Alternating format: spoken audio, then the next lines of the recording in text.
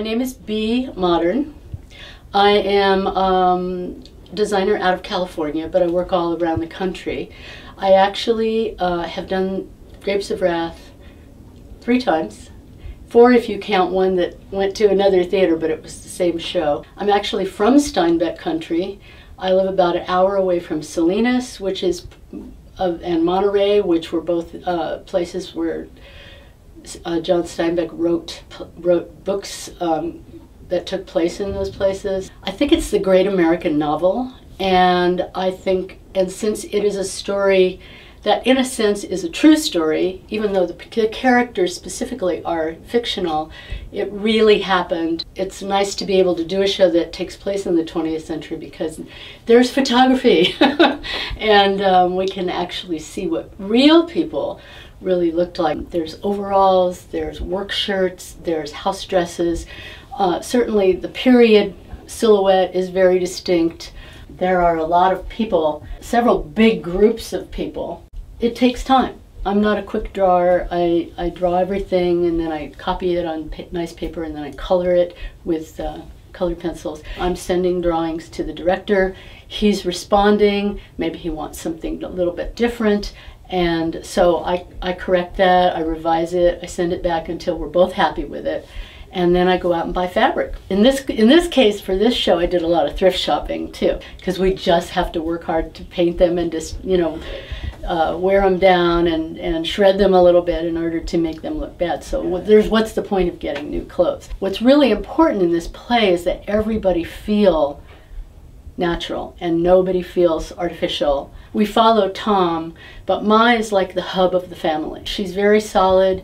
The actress is not a big person. She, especially in her fitting, was very clear, and I totally agreed with her about just establishing kind of the center of gravity of that person and making them look solid and real.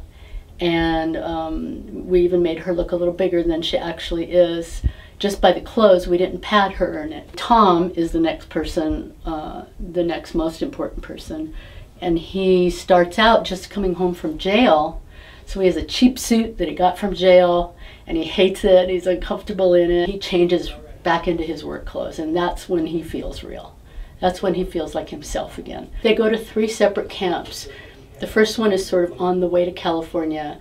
The second one, they get to California and they're hoping for something good, and what they see is people that are really, really poor and ragged and sad. That camp is very different from the next camp they go to, which is a nice place that the government runs and is clean and there's bathrooms and they get to take a bath every day, Pa says. I'm trying to tell the story of the different kinds of experiences you could have in that world. You can see the progress of the Joad family from this kind of hopeful look when they leave. They're still not well dressed. They don't have a lot of money, but by the time the play is over, they are really, really at the end of their rope. For Ma, for her daughter Rosa Sharon, who's pregnant, and for her little girl Ruthie, we're making 2 versions of every dress so they can start out in the first act with clothes that are worn but not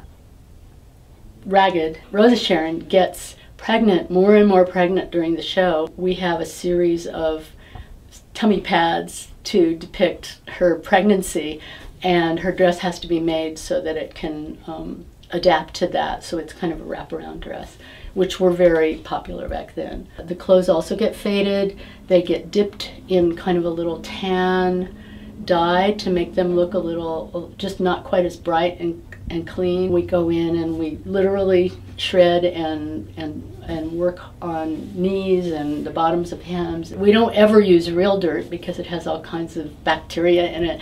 We just paint it on, and it's a very long process because you can't overdo it. You have to do it in stages. They've got what is called a mock-up, which is just they make the picture, they make the dress I've drawn, and then we look at that and we fit that on the actor, and then they go into real fabric.